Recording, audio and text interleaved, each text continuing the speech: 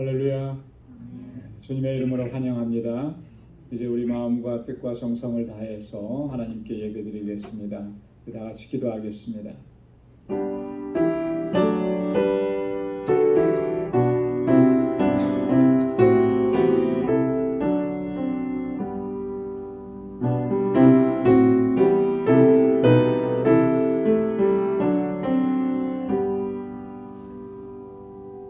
여호와의 산에 오를 자 누구며 그 거룩한 곳에 설 자가 누군고 곧 손이 깨끗하며 마음이 청결하며 뜻을 허탄한 데 두지 아니하며 거짓 맹세치 아니하는 자로다. 저는 여호와께 복을 받고 구원의 하나님께 의를 얻으리니 이는 여호와를 찾는 족속이요 야곱의 하나님의 얼굴을 구하는 자로다. 아멘. 은혜가 풍성하시고 자비하신 하나님, 참으로 고맙고 감사합니다. 성의로 지난 3일 동안도 저희들을 은혜 가운데 주의 능력의 장중에 붙들어 주시고 선하고 복된 길로 인도해 주셨다가 오늘 이 저녁에 다시금 거룩하신 하나님 앞으로 불러주심을 감사합니다. 주님의 그 은혜를 기억하며 우리 마음을 다하고 힘을 다하여서 여호와 하나님을 찬양하고 아버지께 예배하는 저희들 되게 하여 주옵소서. 우리의 허물과 죄악들을 주님 앞에 고백하오니 주님 사하여 주시고 우리를 다시 거룩하게 하여 주옵소서. 하나님 정결하게 하여 주옵소서. 깨끗한 심령을 허락해 주셔서 온전히 주님만을 예배하는 저희들 되게 하여 주옵소서. 우리 가운데 임하시고 우리의 예배를 받아 주옵시며 주님의 예비하신 그 은혜와 평강으로 가득히 채워 주옵소서. 예수님의 이름으로 기원하옵나이다. 아멘. 전능하사 천지를 만드신 하나님 아버지를 내가 믿사오며 그 외아들 우리 주 예수 그리스도를 믿사오니 이는 성령으로 잉태하사 동정녀 마리아에게 나시고 본디오 빌라도에게 고난을 받으사 십자가에 못 박혀 죽으시고 장사한 지 사흘 만에 죽은 자 가운데서 다시 살아나시며 하늘에 오르사 전능하신 하나님 우편에 앉아 계시다가 저리로서 산 자와 죽은 자를 심판하러 오시리라. 성령을 믿사오며 거룩한 공회와 성도가 서로 교통하는 것과 죄를 사하여 주시는 것과 몸이 다시 사는 것과 영원히 사는 것을 믿사옵나이다. 아멘. 찬양으로 하나님께 영광 돌리겠습니다. 우리 보좌 앞에 모였네.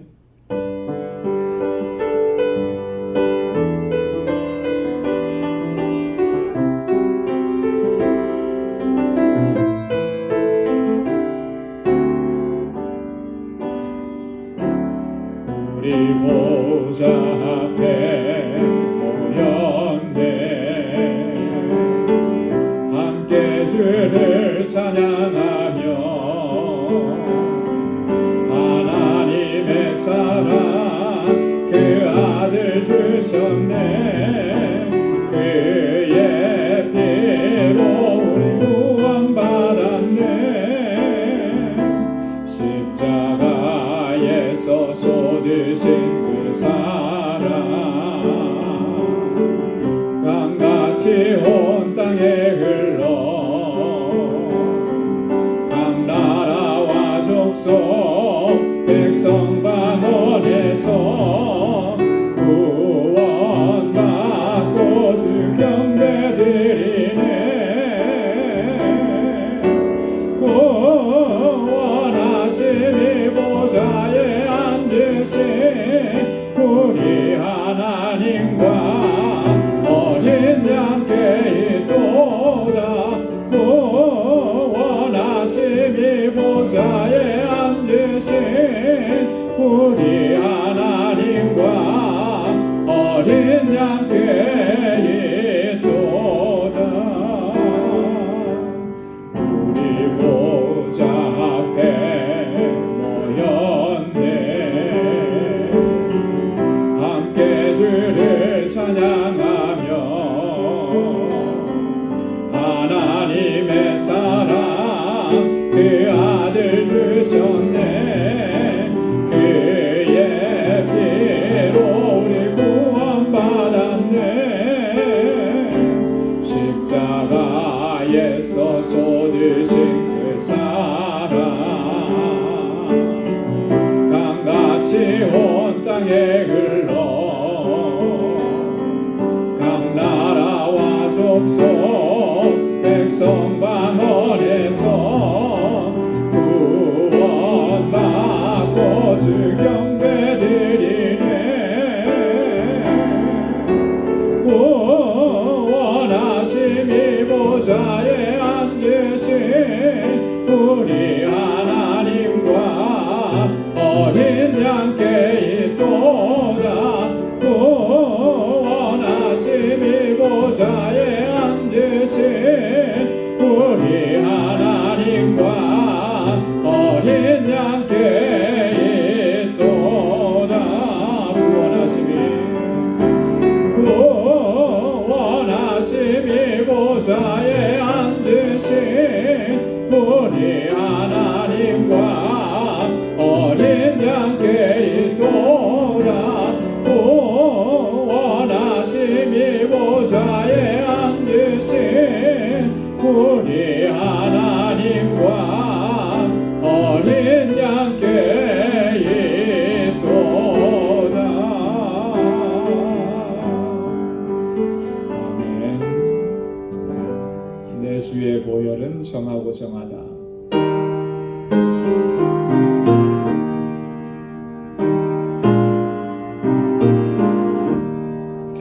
내 주의 보혈은 정하고 정하다. 내 죄를 정케 하신 주 나오라 하신다. 내가 주께로 지금 나오니 골고다의 보혈로 날 씻어주소서. 약하고 주에도 주께로 나가면 힘주시고 내 주함을 곧 씻어주시네. 내가 주께로 지금 나오니 골고다의 보혈로 날 씻어주소서. 나로라 하시면 온전한 믿음과 또 사랑함과 평안함 다 얻게 함일세. 내가 주께로 지금 나오니 골고다의 보혈로 날 씻어주소서. 큰 죄인 복받아 빌 길을 얻었네. 한없이 넓고 큰 은혜 베풀어 주소서. 내가 주께로 지금 나오니 골고다의 보혈로 날 씻어주소서. 그 피가 맘속에 큰 증거 됩니다. 내 기도 소리 들으사 다 허락하소서. 내가 주께로 지금 나오니 골고다의 보혈로 날 씻어주소서. 내가 주께로 지금 나오니 골고다 십자가의 보혈로 날 씻어주소서.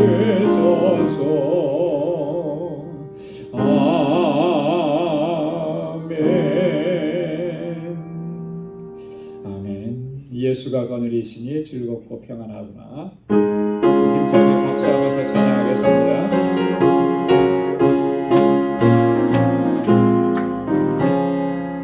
예수가 거느리시니 즐겁고 평안하구나. 주야의 자복 깨는 곳 예수가 주날 항상 돌보시고 갈증이 거느리시네. 주날 항상 돌보시고 갈증이 거느리시네. 때때로 괴로움 당하면 때때로 기쁨 드리네. 풍파 중에 거느리고 평안할 때 거느리네. 주날 항상 돌보시고 날친히 거느리시네. 주날 항상 돌보시고 날친히 거느리시네. 내 주의 손을 붙잡고 천국에 올라가겠네. 괴로우나 즐거우나 예수가 거느리시네. 주날 항상 돌보시고 날친히 거느리시네. 주날 항상 돌보시고 날친히 거느리시네. 이 세상이 변할 때에 지옥의 원세 이기네. 천국에 있을 때에도 예수가 거느리시네. 주날 항상 돌보시고 날친히 거느리시네. 주날 항상 돌보시고 날친히 거느리시네. 주날 항상 돌보시고 날친히 거느리시네. 주날 항상 돌보시고 날친히 거느리시네.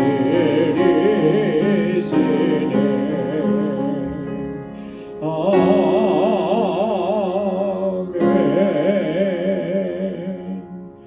우리 주님 항상 우리를 거느리시고 인도하시고 또 승리하게 하시는 줄로 믿습니다. 우리 주님 의지하면서 이 시간 다 같이 통성으로 함께 기도하겠습니다. 우리 교회를 위해서 기도해 주시고 또 세워주신 주의 종들과 주의 귀한 일꾼들을 위해서 기도해 주시고 우리 주일학교와 유스그룹과 EM 또 우리 교사들을 위해서 우리 목회자 청빙을 위해서 함께 기도해 주시고 우리 사랑하는 지체들 우리 권속들을 위해서 기도합니다. 특별히 육신의 연약함 때문에 하나님의 치료의 광선을 바라는 우리 환우들을 위해서 기도해 주시고 연로하신 어르신들을 위해서 또 우리 여러 가지로 어려움을 겪는 우리의 권속들을 위해서 같이 기도해 주시기 바랍니다. 우리 선교사님들을 위해서 기도해 주시고 알라메다 광주교회 우리 사역자들을 위해서 함께 기도해 주시고 우리 조국 대한민국을 위해서 함께 기도하겠습니다. 이태원 참사 희생자 가족들 하나님께서 위로해 주시고 다시는 이러한 비극이 있지 않도록 하나님 보호해 주시도록 남북 간의 긴장이 완화되고 평화가 지속될 수 있도록 또 이 나라와 민족의 지도자들을 위해서, 교계의 지도자들을 위해서 함께 기도해 주시고, 오늘 이 시간 주님 앞에 가지고 나온 우리의 간절한 기도의 제목도 함께 주님 앞에 아뢰겠습니다. 다 같이 통성으로 기도하겠습니다. 하나님 아버지, 주님의 사랑과 은혜 감사합니다. 오늘도 이렇게 은혜의 자리로 불러주시고 하나님을 경배하고 찬양하고 예배케 하신 아버지, 우리 온 마음을 다하고 힘을 다하여 하나님을 찬양하고 예배하는 저희들 되게 하여 주옵소서. 오 하나님 아버지, 우리 안에 더럽고 추하고 악한 것들이 여전히 있습니다. 오 하나님, 주님 앞에 이 시간 고백하며 내어놓사오니 우리 주님의 보혈로 우리를 씻어주시고 정결하게 하여 주옵소서. 주님 앞에 나아갈 때마다 정결한 심령으로 나아가게 하시고 거룩하게 하심을 덧입고 의의 옷을 입고 주님 앞에 나아가는 저희들 되게 하여 주옵소서. 이 시간 저희들 하나님 마음을 같이하여 함께 기도합니다. 주님께서 세워주신 우리 방주재단을 위해서 기도합니다. 아버지 하나님, 이 재단이 정말 주님께서 기뻐하시는 아름다운 믿음의 재단이 되게 하시고, 아버지 하나님, 주님께서 주신 그 사랑으로 온전히 서로 사랑하고 위로하는 사랑의 공동체가 되도록 역사하여 주시옵소서. 아버지, 영혼 구원의 사명을 우리에게 맡겨주시사오니 이 사명 잘 감당하게 하시고 이 세상 가운데 진리의 등대가 되게 하소서. 복음의 진리를 전하는데 부족함이 없도록 도와주시고, 아버지 하나님, 정말 세상 가운데 선한 영향력을 끼치는 귀한 공동체 되도록 도와주옵소서. 아버지 하나님, 귀한 사역을 위해서 세워주신 주의 종들에게 하나님 은혜와 능력과 권능을 덧입혀 주시고 아버지 믿음 안에서 행할 수 있도록 도와주옵소서. 성령으로 충만하게 하옵소서. 아버지 하나님, 주님 앞에 충성된 종으로 설 수 있도록 도와주시옵소서.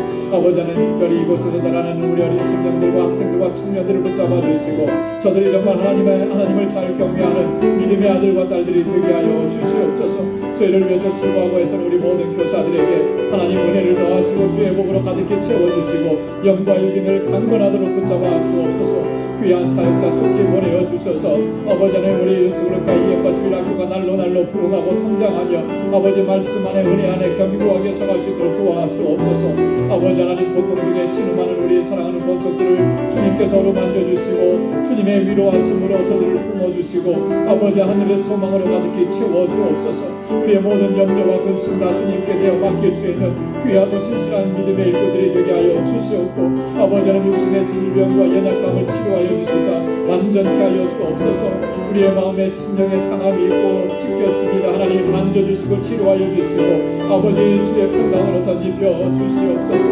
오 하나님 아버지, 모든 염려 근심 걱정 다 주님께 맡기게 하시고 오 하나님 아버지, 주님 앞에 나와서 엎드려 기도하게 하시고 아버지 늘 주님과 동행하며 주님과 교제하며 살아갈 수 있도록 도와주시옵소서. 아버지 하나님, 복음을 증거하는 세계 곳곳의 선교사님들 강건하게 붙잡아 주옵소서.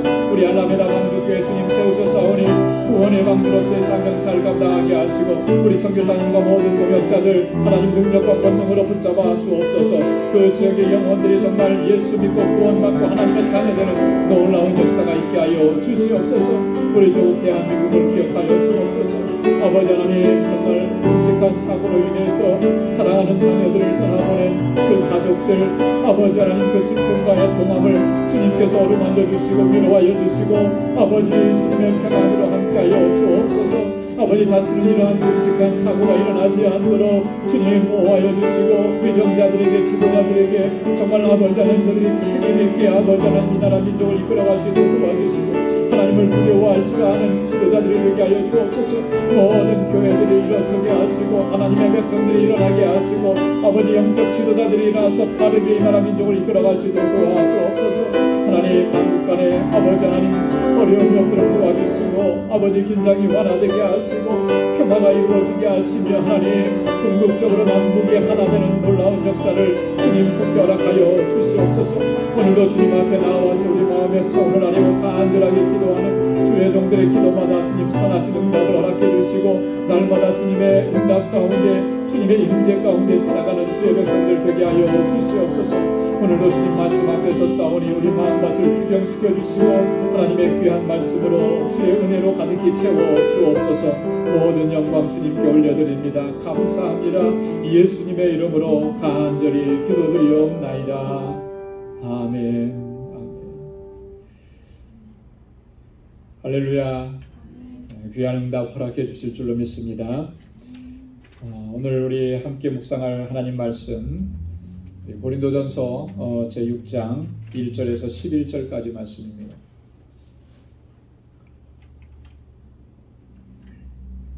고린도전서 제6장 1절에서 11절까지 한 절씩 교독하겠습니다. 너희 중에 누가 다른 이로 더불어 일이 있는데 구태여 불의한 자들 앞에서 송사하고 성도 앞에서 하지 아니하느냐? 성도가 세상을 판단할 것을 너희가 알지 못하느냐? 세상도 너희에게 판단을 받겠거든 지극히 작은 일 판단하기를 감당치 못하게 하느냐? 우리가 천사를 판단할 것을 너희가 알지 못하느냐? 그러하거든 하물며 세상 일이랴. 그런즉 너희가 세상 사건이 있을 때에 교회에서 경리 여김을 받는 자들을 쓰느냐? 내가 너희를 부끄럽게 하려 하여 이 말을 하노니 너희 가운데 그 형제가 한 일을 판단할 만한 지혜 있는 자가 이같이 하나도 없느냐? 형제가 형제로 더불어 송사할 뿐더러 믿지 아니하는 자들 앞에서 하느냐? 너희가 피차 송사함으로 너희 가운데 이미 완연한 허물이 있나니 차라리 불의를 당하는 것이 낫지 아니하며 차라리 속는 것이 낫지 아니하냐? 너희는 우리를 행하고 속이는구나. 저는 너희 형제로다. 불의한 자가 하나님의 나라를 유업으로 받지 못할 줄을 알지 못하느냐? 미혹을 받지 말라. 음란하는 자나 우상 숭배하는 자나 간음하는 자나 탐색하는 자나 남색하는 자나 도적이나 탐남하는 자나 수치하는 자나 후욕하는 자나 소색하는 자들은 하나님의 나라를 유업으로 받지 못하느니라. 다 함께요. 너희 중에 이와 같은 자들이 있더니 주 예수 그리스도의 이름과 우리 하나님의 성령 안에서 씻음과 거룩함과 의롭다 하심을 얻었느니라. 아멘. 우리가 지난주에 그 5장에 있는 말씀을 함께 나눴습니다. 그 5장에서의 주제는 뭐였었죠? 음행의 문제였었죠. 고린도 교회가 참 문제가 많은 교회라고 하는 것을 우리가 이렇게 고린도전서를 한 장 한 장 읽어가면서 이렇게 좀 새롭게 이제 알게 되는데요. 바울이 고린도 교회 문제로 첫 번째로 아주 심각하게 생각했던 것이 분파의 문제, 파당의 문제라 그랬습니다. 그래서 앞부분에서 그걸 아주 이렇게 4장에 걸쳐서 아주 심도 있게 이렇게 다뤘고요. 그 다음에 두 번째로 언급한 것이 이제 그 고린도 교회 성도들 안에 만연돼 있었던 이런 음행의 문제, 이것을 다뤘습니다. 이런 음행은 이방인 중에도 없는 것이다. 바울이 정말 한탄하면서 이렇게 얘기를 했죠. 근데 사실 이제 음행의 문제가 있다는 것도 문제지만 그거보다 더 큰 문제가 뭐였냐면 이것을 대하는 태도라고 하는 거예요. 어찌해서 너희가 통한이 여기지 않느냐?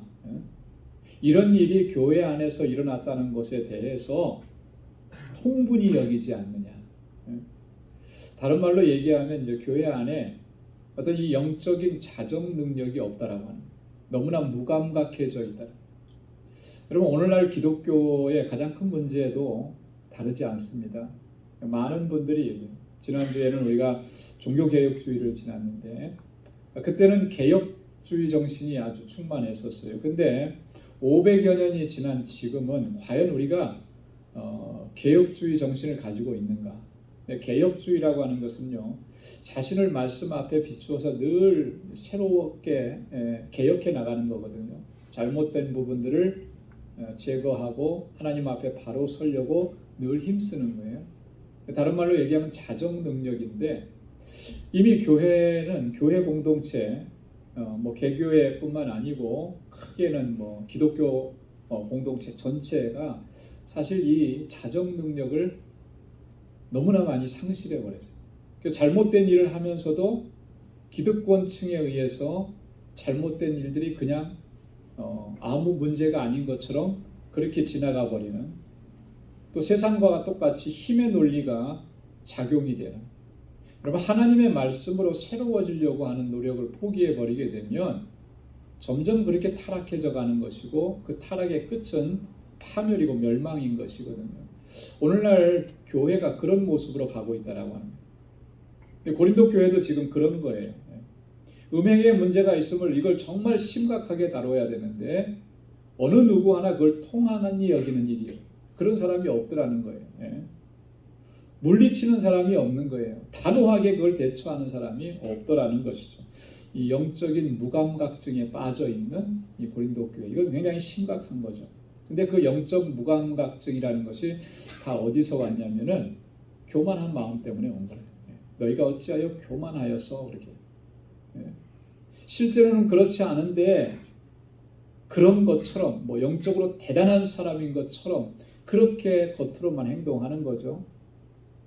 그러면서 이런 문제들이 점점 교회를 힘들게 하고 썩어지게 만들었다라고 하는 거예요. 바울이 5장 전체를 걸쳐서 이 문제를 다룹니다. 그러면서 이제 세 번째 주제가 오늘 본문에 함께 봉독한 본문에 나오는데요. 이건 뭐냐면 성도 간에 송사하는 문제예요. 뭐 세상에서 송사하고 세상 사람들과의 관계에서 법정 다툼을 하고 이런 얘기를 하는 게 아니고 형제 자매라고 하는 이 공동체 안에서 같이 믿음 생활하는 사람들이 어떤 문제가 생겼을 때 그 문제를 세상 법정으로 가지고 나가서 판결을 받고 판단을 받으려고 하는 이런 문제에 대해서 아주 바울이 굉장히 심각하게 교훈하는 그런 내용입니다. 자, 그래서 이 11절까지 말씀을 좀 세분화해 보면 1절부터 3절까지는 불의한 자들 앞에서 송사하는 일이 이건 부당한 일이다, 옳지 않은 일이다 라고 하는 것을 얘기해요. 그러면서 4절부터 8절까지 두 번째는 차라리 내가 불의를 당하고 차라리 내가 속는 것이 낫지 않겠느냐. 이 교훈은 정말 중요한 교훈입니다. 나가서 법정에 송사하는 것보다 차라리 내가 불의를 당하고 내가 손해보고 내가 속는 것이 낫다. 아마 우리 생각에 그렇게 생각하실 거예요. 어떻게 그럴 수가 있습니까? 그런데 왜 그런지를 오늘 본문에서 바울이 설명을 하는 거예요. 그걸 한번 좀 같이 또 나눠보겠습니다. 자, 그러면서 결론적으로 9절부터 11절까지 불의한 자는 하나님의 나라를 유업으로 받지 못한다라고 결론을 내리는 것입니다. 자, 그러면 첫 번째부터 한번 보겠습니다. 1절에 보면 불의한 자들 앞에서 왜 송사하느냐? 너희 중에 누가 다른 이로 더불어 일이 있는데 구태여 불의한 자들 앞에서 송사하고 성도 앞에서 하지 않느냐 아니하느냐. 여기서 다른 이로 더불어 일이 있는데 그랬잖아요. 일. 여기서 말하는 이 일이라고 하는 것은 이런 거예요. 분쟁, 갈등, 논쟁, 특별히 어떤 재산적인 그 물질적인 재산권에 있어서 어떤 문제가 생겨서 싸움이 일어나는 거, 이런 것들을 얘기하는 거예요. 이게 충분히 송사거리가 되는 거죠. 소송거리가 되는 거예요.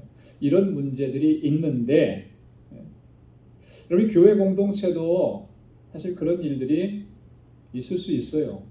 왜냐하면 다 우리가 예수 믿고 하나님의 자녀, 하나님의 백성이 되었지만 다 불완전한 존재들이거든요. 그렇기 때문에 분명히 분쟁이 있고 갈등이 있을 수 있는 거예요.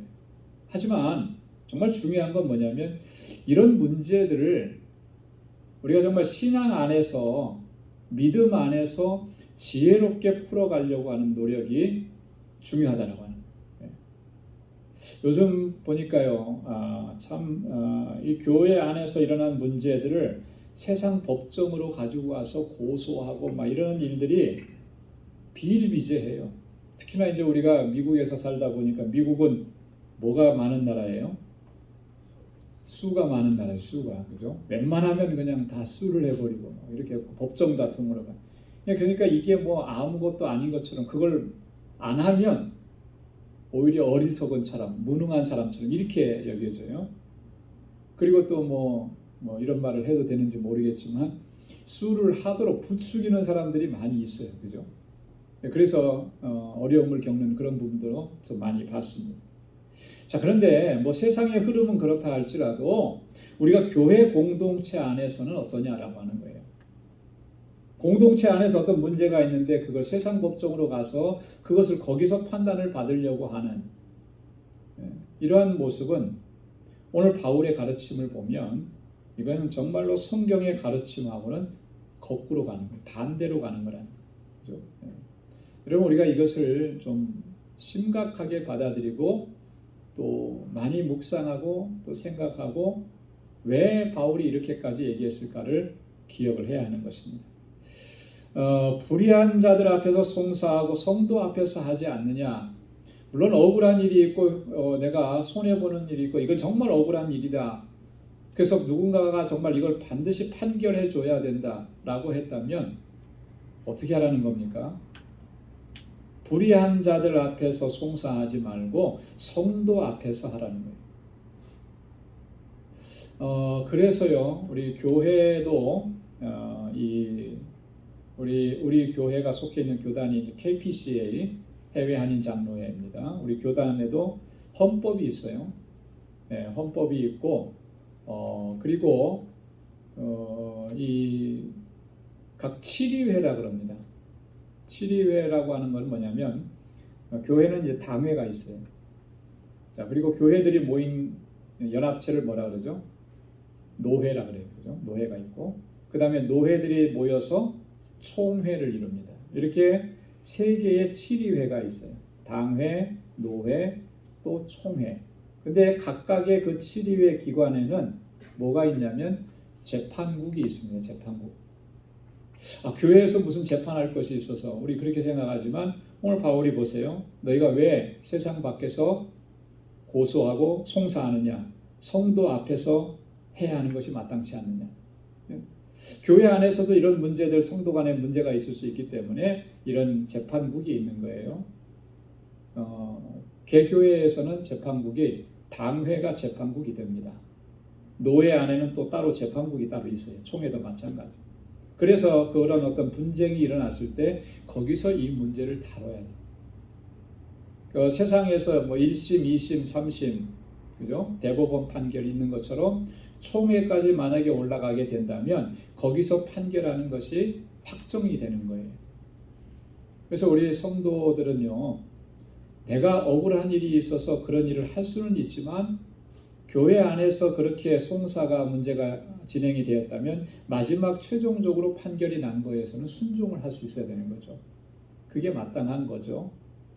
그런데 거기에서 순종을 못하니까 어떻게 하냐면 그걸 가지고 세상 법정으로 나가는 거예요.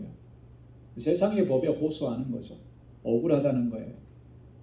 자, 그렇게 되면 여러 가지 문제들이 일어나게 된다는 거. 바울이 지금 본문에서 이야기하는 것입니다. 근데 여기서 보면 우리가 오해할 만한 게 있는데 이 불의한 자들 앞에서 송사하고 이렇게 얘기했잖아요. 그죠? 세상의 어떤 재판관들이 불의한 사람들이다 이런 의미가 아니고 그들이 도덕적으로 의롭지 못하다 뭐 이런 의미가 아니고요. 여기서 바울이 불의한 자들이라고 하는 의미는 바로 이런 거예요. 저들은 하나님 앞에서 의롭지 못한 자들이다. 여러분 성도를 판단하는 사람은 하나님께서 판단하시는데 하나님 앞에서 의롭지 못한 자들 앞에서 판단을 받으려고 하는 것 이것이 잘못되었다라고 하는 것이죠. 의의 기준은 오직 예수 그리스도의 십자가입니다. 그렇기 때문에 세상에서는 아무리 뭐 유능하고 똑똑하고 뭐 세상의 어떤 뭐 최고의 어떤 재판관이라 할지라도 하나님의 의에 비추어 봐서는 의롭지 못한 거예요. 불의한 거예요. 그래서 바울이 여기서 말하는 불의한 자들이다. 그런 의미로 이렇게 사용을 한 것입니다. 자, 성도가 어떤 사람들이냐? 여러분 우리가 성도로서 우리의 어떤 그 권위를 잘 모르는 것 같아요. 그래서 자꾸 세상 속에 들어가서 판단을 받으려고 합니다. 오늘 바울이 2절과 3절에서 우리 성도가 어떤 존재인지를 아주 분명하게 얘기합니다. 자, 2절 말씀에 보면 세상을 판단하게 될 성도라 이렇게 얘기하죠. 성도가 세상을 판단할 것을 너희가 알지 못하느냐? 세상도 너희에게 판단을 받겠거든 지극히 작은 일 판단하기를 감당치 못하겠느냐? 자, 성도는 뭘 할 사람들이라는 거예요? 세상을 판단할 사람. 여러분 이런 거 생각을 해보셨어요? 지난주에도 한번 잠깐 나눈 것 같은데 성도는 세상을 판단할 사람이에요. 세상을 어떻게 판단하겠습니까? 성도가. 여러분 지금 여러분들이 지금 세상을 판단하고 계세요? 만약에 성도가 지금 세상을 판단한다고 하면 믿는 사람들이 판단한다고 하면 만약에 세상 사람들이 그 판단을 인정을 할까요? 지금 현상에 일어나는 일들, 일상의 일들에 대한 판단을 얘기하는 게 아니고 오늘 바울이 여기서 얘기하는 것은 종말론적인 판단을 이야기하는 거예요. 종말에 가서는 성도들은 세상을 판단하게 될 것이다. 심판하게 될 것이다. 누구와 함께? 세상을 심판하기 위해서 우리 가운데 다시 오시는 재림하시는 예수 그리스도 심판주와 함께 세상을 심판하게 될 것이다. 여러분, 우리가 그런 존재들인 거예요. 그런데 세상에 가서 판단을 받으려고 하니 이게 정말 얼마나 어리석은 일이냐라고 하는 거예요. 자, 마태복음 19장 28절에 보니까 예수께서 가라사대 내가 진실로 너희에게 이르노니 세상이 새롭게 되어 인자가 자기 영광의 보좌에 앉을 때에 나를 쫓는 너희도 12보좌에 앉아 이스라엘 12지파를 심판하리라. 주님께서 분명하게 말씀을 하신 거예요. 너희도 내가 심판하는 그 보좌에 함께 앉아서 이스라엘의 12지파를 심판하게 될 것이다. 여러분, 우리가 그런 사람들이라고 하는 거예요.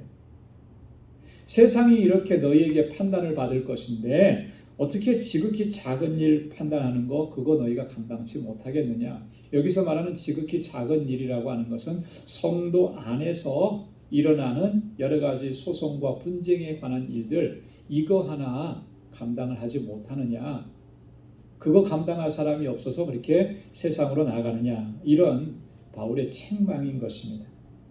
자, 그 다음에 3절에 보면은요, 더 놀라운 이야기를 합니다. 뭐냐면 우리가 천사를 판단할 것을 너희가 알지 못하느냐, 그러하거든 하물며 세상 일이랴. 여러분 놀랍지 않습니까? 우리가 천사를 판단한대요. 네. 여러분, 어떤 천사를 판단하는 것이겠습니까? 여기서 말하는 천사는 타락한 천사를 얘기하는 거죠. 타락한 천사. 하나님을 거역하고 하나님을 반역했던 그 악한 천사들, 마귀의 사탄들, 이들을 심판하는 자리에 우리가 함께 있게 됩니다. 여러분, 이런 존재들은요, 지금 뭐 세상 공중 권세 잡아서 뭐 막강한 힘을 발휘하는 것 같지만 주님의 심판하실 때가 되면 다 주님의 심판을 받고 파멸에 이르게 되는 거죠. 영원한 지역 형벌에 이르게 됩니다. 그 심판 자리에 우리가 함께 있게 될 것이다라고. 하나님께서 어떻게 그들을 심판하시는지 베드로후서 2장 4절, 유다서 1장 6절에 보면 자세하게 말씀을 합니다. 하나님께서 범죄한 천사들을 용서치 아니하시고 지옥에 던져 어두운 구덩이에 두어 심판 때까지 지키게 하셨으며 또 자기 지위를 지키지 아니하고 자기 처소를 떠난 천사들을 큰 날의 심판까지 영원한 결박으로 흑암에 가두셨으며, 하나님께서 이 타락한 천사들을 이렇게 심판에 가두어 두시잖아요. 그 심판에 우리가 함께 있게 될 것인데 어떻게 너희가 그런 우리의 어떤 그런 지위 이런 것들을 생각하지 못하고 세상 가운데로 들어가느냐. 바울이 그래서 세상에서 판단을 받으려고 하고 세상에 송사하는 것은 옳지 않다, 부당하다라고 하는 것을 이야기하는 것입니다. 자, 여기에서 이제 한 걸음 더 나가서 4절부터 8절 보면 차라리 불의를 당하고 속는 것이 낫지 않냐. 예. 교회 내에서의 문제를 세상 법정으로 가져가는 이런 행위들을 바울이 책망하는 거죠. 어느 정도로 책망합니까? 너희 가운데 완연한 허물이 있고 이건 불의한 일이다라고, 불의한 일이라고까지 얘기하는 거예요. 그래서 4절과 5절에 보면 내가 너희를 부끄럽게 하기 위해서 이 글을 쓴다 이렇게 얘기합니다. 부끄럽게. 그렇죠. 앞에서도 말한 것처럼 우리 성도의 어떤 직책 지위가 어떤 것인지 그것도 알지 못하고 어리석게 행동하는 이런 모습을 보면서 너희는 부끄러워해야 마땅하다, 이런 취지로 얘기하는 거예요. 자, 4절과 5절 말씀을 보면 그런즉 너희가 세상 사건이 있을 때에 교회에서 경히 여김을 받는 자들을 세우느냐, 내가 너희를 부끄럽게 하려 하여 이 말을 하노니 너희 가운데 그 형제간 일을 판단할 만한 지혜 있는 자가 이같이 하나도 없느냐. 얼마나 안타까우면 바울이 이렇게 얘기를 했겠습니까? 그죠? 세상 사건이 너희 가운데 있을 때 어떤 문제가 생겼을 때 너희 가운데서 경히 여김을 받는 자들을 세우느냐? 여러분, 바울이 이렇게 반문하는 이 내용에 보면 어떤 의미가 담겨져 있느냐 하면 이런 의미가 담겨져 있는 거예요. 교회에서 정말 경히 여김을 받는, 가볍게 여김을 받는 그런 사람들을 세웠기 때문에 너희가 세상으로 가서 판단을 받으려고 하는 것이냐? 정말 너희가 성도를 판단하는 일에 그런 사람을 세워서 판단하느냐? 재판하느냐? 이렇게 반문을 하는 거예요. 그런 사람들이 세워졌기 때문에 너희가 세상으로 가려고 하는 것이냐? 얼마나 이게 어리석은 일이냐 얘기합니다. 여러분이 앞에서도 잠깐 말씀을 드렸지만 우리 총회나 노회 또 뭐 당회 재판국이 있다고 얘기를 했는데 저도 이렇게 노회 안에서 재판국원으로서 활동을 했던 적이 또 있었어요. 그 재판국을 형성할 때 아주 신중하게 재판국을 만듭니다. 총회는 이 상설재판국이라 그래서 아예 재판국이 딱 있어요. 그런데 이제 노회는 평상시에는 그 재판국이 없어요. 근데 어떤 사건이 들어오면 재판국을 구성을 합니다. 그러면 장로님들과 또 목사님들로 노회는 구성이 되어 있어서 그 비율도 맞추고 또 가장 중요하게 생각하는 것이 그래요. 법에 대한 식견이 있는 사람을 세웁니다. 법에 대한 식견이 있는 사람을 세우고 또 뿐만 아니라 도덕적으로 인격적으로 인정받는 사람을 세우는 거예요. 그리고 교회 안에서 또 오래도록 연륜이 있는 그런 분들을 재판국원으로 세우는 거예요. 그래서 물론 완전할 수는 없지만 그래도 모두가 다 납득할 수 있는 그런 인정할 수 있는 그런 사람들로 세워서 재판 결과가 나올 수 있도록 그렇게 하기 위해서 아주 신중하게 얘기합니다. 그리고 어떤 이해관계가 있으면은 제척이라 그러잖아요. 제하는 거예요. 이 사람은 재판국원으로 있을 수 없습니다. 피의자가 됐든 피고가 됐든 원고가 됐든 이렇게 하면 그것을 의논해서 합당하다고 하면 재판국원에서 빼요. 이렇게 신중하게 해서 재판을 진행하도록 그렇게 하는 겁니다. 물론 그렇게 해도 참 다 허물이 생기고 또 이렇게 오류가 생기기도 하겠죠. 하지만 최선을 다하는 거예요. 교회 공동체의 치리는 그래요. 그렇게 해야만 하는 것이고. 자, 그런데 바울이 지금 여기서 지적하는 게 뭐예요? 교회 안에서 그 사람을 재판하기 위해서 이렇게 경히 여김을 받는 사람을 세웠느냐? 만약에 그랬다면 너희는 부끄러운 일이라는 거죠. 자, 그리고 너희 가운데 그 형제간 일을 판단할 만한 지혜 있는 자가 이같이 하나도 없느냐? 너희 공동체 안에 이렇게 이 문제를 해결할 만한 사람이 없어서 그래 세상 바깥으로 나가느냐? 아주 굉장한 강도 높은 질책인 거죠. 자, 여러분 이 고린도 교회를 향해서 바울이 이렇게 얘기했다라고 하는 것은요. 우리가 앞에서 바울이 고린도 교회에 잘못하고 있는 부분들을 지적한 것을 보면 이게 참 앞뒤가 맞지 않는 거예요. 그죠?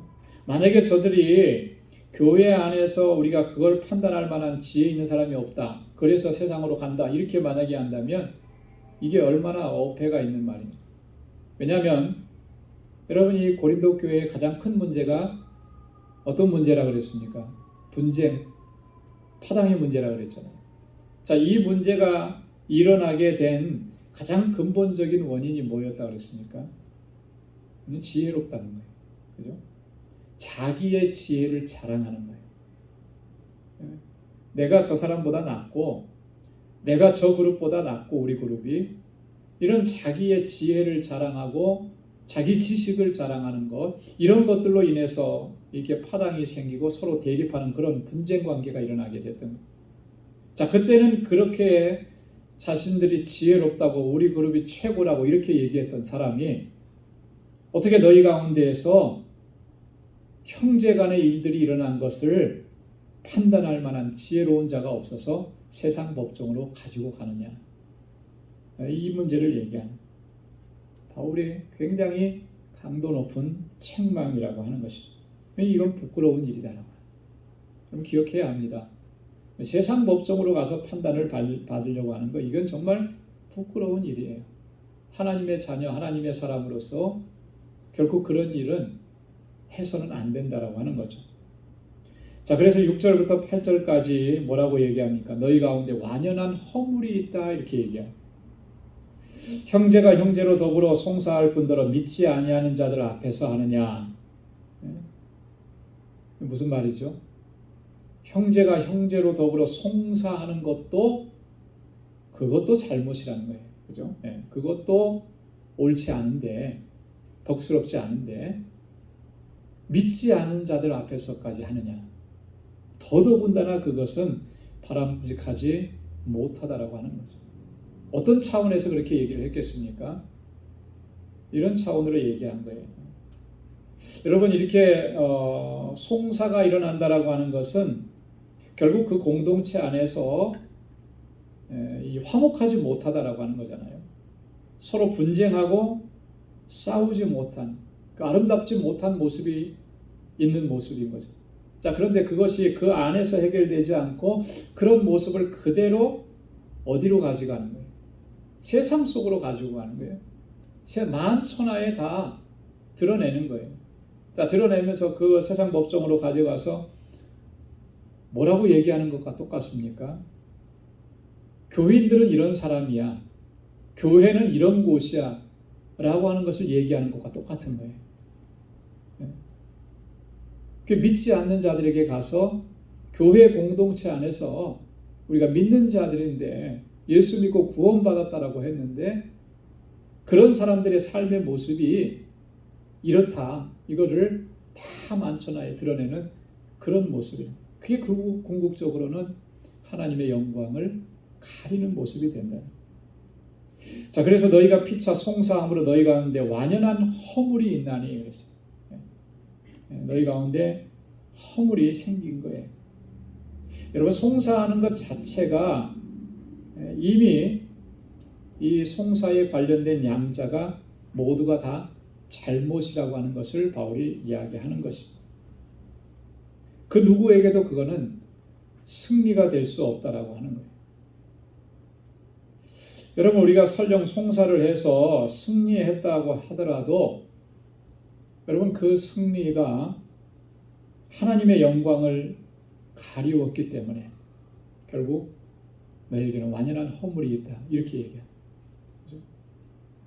여러분, 이게 중요한 내용인 것입니다. 물론 송사를 하게 되면, 세상 법정으로 가져가게 되면 판결이 내려지겠죠. 뭐 A가 잘했다, B가 잘못했다, 뭐가 내려질 거예요. 거기에서 내가 이겼다, 내가 승리했다, 내가 옳다, 그걸 자랑할 수 있겠습니까? 이미 벌써 하나님의 영광이 가려졌고 하나님을 욕되게 했는데요. 하나님의 거룩한 공동체가 이런 모습밖에 되지 않는다라는 것을 다 세상 사람들에게 보여줬는데 그 승리가 그에게 무슨 의미가 있겠고 무슨 유익이 있겠느냐. 잃어버린 것들이 너무나 많은 거예요. 그죠? 그리스도인으로서의 어떤 품격, 그죠? 교회의 어떤 명예, 하나님의 영광, 이런 것들은 다 잃어버린 거예요. 하나님의 백성다움, 그리스도의 제자다움, 이런 건 다 잃어버린 거예요. 그래서 바울이 뭐라고 얘기하냐면 7절에 보니까 차라리 불의를 당하는 것이 낫지 아니하며 차라리 속는 것이 낫지 않느냐. 그냥 손해보고 그냥 뭐 이렇게 포기하고 그냥 억울한 일 가지고 살아가라, 이런 의미가 아니고 이 말 속에는요, 정말 우리가 끝까지 지켜야 되는 가치가 뭐냐, 그 가치를 지키기 위해서 우리가 최선을 다해야 되지 않느냐, 이런 의미예요. 내가 정말 우리 교회 공동체 안에서 신앙생활하면서 가장 가치 있게 여기는 게 뭐예요? 가장 영예스럽고 가장 명예스럽게 여기는 게 뭡니까? 그걸 지키기 위해서라면 내가 좀 손해보는 게 낫고 내가 좀 속는 게 낫고 내가 좀 어리석어 보이는 게 닿지 않느냐는 거죠. 근데 오늘날 우리가 정말 이런 정말 그리스도인으로서 하나님의 백성으로서 가장 가치 있는 것을 얼마만큼 소중하게 여기는지, 정말 그걸 소중하게 여긴다면 하나님의 백성다움과 하나님의 영광과 교회의 명예를 소중하게 여긴다면 지금처럼 이렇게 교회 공동체 안에서요 서로 싸우고 싸움을 넘어서서 서로 잘했다, 네가 잘했, 내가 잘했다, 네가 잘못했다, 뭐 이렇게 소송을 걸고 이러는 일들은 일어나지는 않을 것 같아요. 나중에는요 다 잃어버리는 거예요. 다 잃어버리고 하나님의 영광도 가리고. 그렇게 그런 사람들이 함께 모여서 하나님을 찬양하고 하나님 예배하는 거, 그 하나님께서 기뻐 받으실까요? 안 그런 거예요.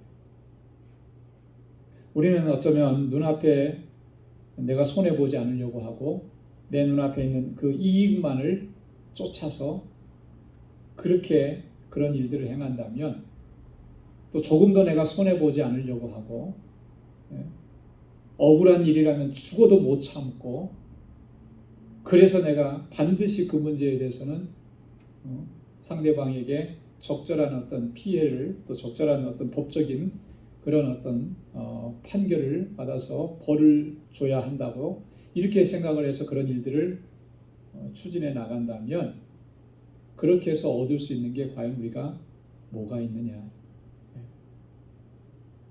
그 일로 인해서 하나님의 영광을 가리고 하나님의 백성다움을 내팽개쳐 버렸다면 그것처럼 안타까운 일이 어디 있겠느냐. 그래서 8절에 바울이 또 이렇게 얘기합니다. 너희는 불의를 행하고 속이는구나. 저는 너희의 형제로다. 그랬어요. 형제로다. 형제예요, 형제.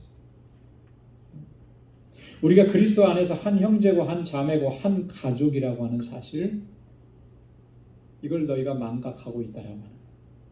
그러니까 입술로는 한 가족이고 한 형제라고 하는데, 그런 문제 앞에 딱 서면 형제 자매라고 했던 것이 딱 사라져버리는 거예요. 진정한 가족인가? 그렇죠? 요즘에 뭐 가족 간에도 뭐 소송 문제가 있고 막 그래서 사회적으로 뭐 이렇게 상당히 눈살을 찌푸리게 하는 그런 일들도 많은데, 여러분 가족 간에는 어떠한 좀 내가 손해나는 일이 있고 억울한 일이 있고 그래도 여러분 그거 가지고 세상 법정으로 가나요? 어지간해서는 잘 안 가잖아요. 그죠? 뭐 요즘은 또 시대가 달라져가지고 좀 그런 일들이 종종 있던데, 가족은 그런 거예요. 가족은 자식이 부모님의 재산을 가지고 가서 좀 이렇게 탕진하고 썼어요. 그렇다고 해서 부모가 그 자식이 그걸 법정에 고소해가지고 뭐 판결을 내리고 지옥에 감옥에 가게 하고 그런 일들이 있나요? 그런 일들이 있으면 그 가족은 이미 가족이 아닌 거죠, 사실. 내가 좀 손해보고 또 기회를 더 주고 또 품어주고 이해하려고 하고 참아주려고 하고, 그게 가족인 거죠. 우리가 그리스도 안에서 교회 공동체도 바로 그런 공동체라는 거예요. 우리가 다 그리스도 안에서 형제고 자매고 가족이라고 얘기했잖아요. 근데 그걸 잃어버리니까, 그걸 망각하니까 이런 일들이 일어나게 되는 것이죠. 바울의 지적이 그런 거예요. 그래서 저는 너희의 형제로다 이렇게 이야기하는 것입니다. 자, 그 다음에 이제 마지막 9절에서 11절에서는 불의한 자는 하나님 나라를 유업으로 받지 못한다 이렇게 얘기했습니다. 앞에서 8절에서 너희가 불의를 행한다 이렇게 얘기했죠. 거기서 이제 한 걸음 더 나아가는 것입니다. 불의한 자는 하나님 나라를 유업으로 받지 못한다. 단지 그 일뿐만 아니고 너희 가운데 있는 이러한 모든 불의한 요소들이 결국 하나님의 나라를 유업으로 받지 못하는 이런 결론에 도달하게 된다. 9절과 10절에 보니까 불의한 자가 하나님의 나라를 유업으로 받지 못할 줄을 알지 못하느냐. 미혹을 받지 말라. 음란한 자나 우상 숭배하는 자나 간음하는 자나 탐색하는 자나 남색하는 자나 도적이나 탐남하는 자나 술 취하는 자나 후욕하는 자나 토색하는 자들은 하나님 나라를 유업으로 받지 못하리라. 자, 이 불의한 자가 하나님의 나라를 유업으로 받지 못한다는 것은 바울이 그의 서신서에서 누누이 강조한 그런 내용들입니다. 예. 그래서 우리가 앞전에 지난주에도 우리가 살펴봤듯이 이 음행의 문제를 다루면서도 바울이 아주 강력하게 권고를 했죠. 너는 저들과 사귀지도 말고 그들과 함께 먹지도 말라. 불의한 자들이 행하는 그 일 가운데 너희가 함께 하지 말라. 아주 강력하게. 왜 그러냐면 이 불의한 것은 하나님 나라하고는 정면으로 대치가 된 그런 악이기 때문에 그런 거예요. 하나님께서 미워하시기 때문에 그래요. 악하게 여기시기 때문에. 자, 그런데 성도 간에 송사하는 일도 그 중에 하나가 된다라고 하는 것이 바울의 논지인 것입니다. 송사하는 문제를 너무나 우리가 가볍게 쉽게 그렇게 생각하는데 그렇지 않다라고 하는 것을 이야기하는 거죠. 그래서 9절에 보니까 미혹을 받지 말라 이렇게 얘기하는 거죠. 여러분 왜 미혹받지 말라고 얘기했겠습니까? 이 미혹받지 말라라고 하는 것은요, 이 고린도 교회 성도들의 영적인 각성을 촉구하는 그런 내용인 거거든요. 외부적인 환경을 통해서도 미혹이 되기도 하고 내부적인 그런 환경 안에서도 미혹되는 일들이 많은데 이 미혹해 한다라고 하는 것은요, 판단력을 흐리게 한다라고 하는 거예요. 그죠? 말씀을 기준으로 해서 하나님의 기준을 삼아서 판단하고 하나님의 말씀에 근거해서 뭔가를 결정해 나가고 그렇게 해야 되는데 그런 판단력을 흐리게 만드는 것이 미혹하는 거예요. 왜 그런 일들이 일어나겠습니까? 말씀 안에 견고하게 서 있지 않으면 세상에서 흘러가는, 세상에서 이야기하는 것들이 기준이 돼버리는 거예요. 세상에서 이렇게 결정하는 것들이 그것이 내가 결정하고 판단하는 기준이 돼버려요. 그런 것들이 미혹을 받는 거죠. 우리가 회사에서는 이렇게 얘기하던데, 사회에서는 이렇게 얘기하던데, 왜 교회에서는 그렇게 하느냐. 이런 일들이 이제 일어나게 돼요. 여러분, 이 교회 공동체 안에서, 그리고 우리가 세상을 살아갈 때도 우리가 그리스도인으로 하나님의 자녀로 살아갈 때 항상 그 기준은 뭐냐면 하나님의 말씀이 기준인 거예요. 그 말씀 안에서 견고하게 서 있어야 흔들리지 않고 미혹당하지 않고 뭐가 불의한 일이고 뭐가 악한 일인지를 분명하게 판단해낼 수가 있다라고 하는 겁니다. 바울은 여기서 9절에서 10절까지 아주 좀 구체적으로 이런 것들을 나열을 했습니다. 음란과 간음과 탐색과 남색, 성적인 죄악들이죠. 자기 자신에게 죄를 짓는 거예요. 이런 일들을 행하는 거죠. 그 다음 우상 숭배, 종교적인 죄악을 얘기하는 거예요. 하나님에 대해서 죄를 범하는 거죠. 물질적인 죄악들, 도적, 탐남, 술 취함, 후욕, 토색, 다른 사람들을 대상해서 죄를 짓는 것들. 이런 것들이 하나님께서 불의하게 여기시는 것, 그것을 분명하게 기억을 해야 한다라고 하는 것. 너희가 이런 불의한 일들을 행할 수 없는 이유가 있다라고 하는 거죠. 근거가 있다라고 하는 거예요. 해서는 안 되는, 뭐냐면 11절에서 결론적으로 이렇게 얘기합니다. 너희 중에 이와 같은 자들이 있더니 주 예수 그리스도의 이름과 우리 하나님의 성령 안에서 씻음과 거룩함과 의롭다 하심을 얻었느니라. 여기 보니까 너희 중에 이와 같은 자들이 있더니 그래요. 그죠? 이런 자들이 있었다라고 하는 거예요. 그러나 있더니라고 하는 말은 뭐예요? 지금은 그렇지 않다라고 하는 거예요. 왜? 너희가 주 예수 그리스도의 이름과 우리 하나님의 성령 안에서 어떻게 되었다는 거예요? 씻음과 거룩함과 의롭다 하심을 얻었기 때문이라고 하는 거예요. 할렐루야. 우리가 그리스도 안에서 씻음을 받았습니다. 씻음을 받았다라고 하는 건 뭐예요? 그리스도의 십자가 보혈로 우리의 죄와 악을 깨끗하게 씻음 받았다라고 하는 거잖아요. 그래서 거룩하게 되었고 깨끗하게 되었고 정결하게 되었다라고 하는 거예요. 의롭다 하심을 얻었다 그랬잖아요. 여러분, 의롭다 하심을 얻었다라고 하는 말은 다른 말로 얘기하면 칭의예요. justification이라고 합니다. 이건 법정적인 용어입니다. 법정적인. 법원의 판결과 같은 거예요. 이 사람은 죄가 없음하고 땅 치는 거예요. 그걸 누가 해주셨냐면 예수 그리스도, 우리 주님께서 십자가에 달려 돌아가신 그 구속의 사건을 통해서 그 사건을 믿고 믿음으로 받아들인 그 사람의 그 믿음을 보시고 의롭다 하셨다라고. 우리가 그런 존재예요. 그래서 이 칭의의 사건은 단회적인 사건입니다. 한 번만 일어나는 거예요. 그리고 그 한 번 일어난 칭의의 사건은 효력이, 주님의 나라에 이를 때까지 효력이 있습니다.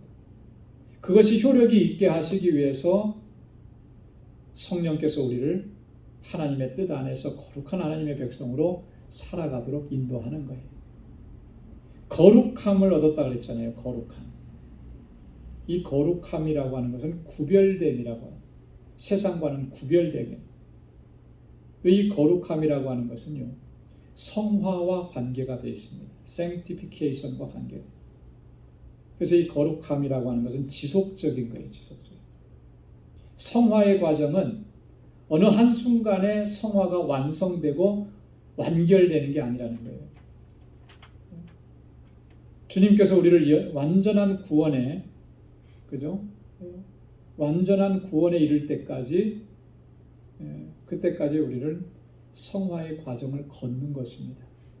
이 성화의 과정이라고 하는 것은 다른 말로 얘기하면 그리스도의 장성한 분량에까지 자라가는 거예요. 그리스도를 닮아가는 것입니다. 그게 거룩함이에요. 우리가 바로 그런 존재들이 되는 거죠. 우리는 그리스도의 보혈로 씻음 받았고 의롭다 하심을 얻었고 거룩함을 얻은 자들이라는, 그런 자들인데 어찌 그 불의함 가운데 거할 수 있겠느냐. 성도가 서로를 송사하면서 그러는 완연한 허물을 안고 살아갈 수가 있겠느냐. 그럴 수 없다라고 합니다. 오늘 이 본문의 말씀을 통해서 우리가 다시 한번 우리 마음속에 깊이 또 정리하고 새기는 그런 시간이 되기를 소망합니다. 다 우리가 서로 부족한 사람들이에요. 허물이 다 있고 또 이 약점들이 다 있고 그렇습니다. 어떤 관계 안에서 또 이렇게 또 그런 어떤 이런 문제들이 충분히 일어날 수가 있어요. 교회 공동체라는 곳이 그렇게 연약한 사람들이 모여 있는 곳이기 때문에 여기가 천국이 아니죠. 천국의 모형일 뿐이죠. 이런 문제들을 우리가 어떻게 다루고 해결해 나가는 것이 하나님께서 기뻐하시는 모습인가? 차라리 속는 것이 낫고 차라리 내가 손해보는 것이 낫지 않겠느냐.